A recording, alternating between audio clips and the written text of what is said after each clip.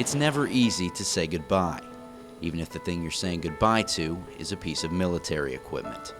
It's been around 1 week since the 1st Infantry Division's Kiowa Warriors executed their final flight at Fort Riley, an event where a 25 aircraft formation took the sky during the division's annual victory run.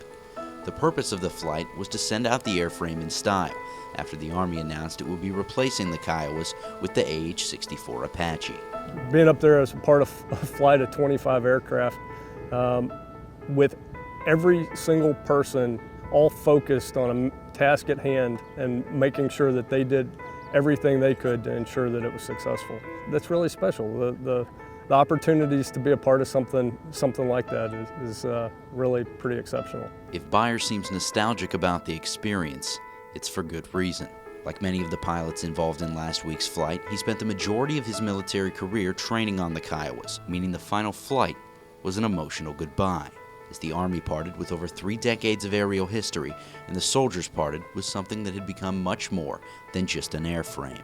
Yeah, I've been flying this since 1999. So for me, in my Army career, this is the machine that gets me to the battlefield, and this is the machine that I've come to know and love and trust. As much as there's sadness about the aircraft going away, you know, while we acknowledge that, this is a transition. And a transition that Beyer is confident will go smoothly, whether the pilots are switching over to Apaches or to another military job entirely.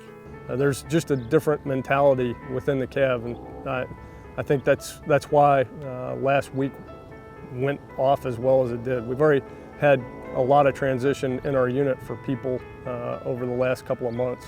That'll continue, but there's just something that makes being in the Cav different than what I've experienced in other units, and I think it's something that makes us a special organization.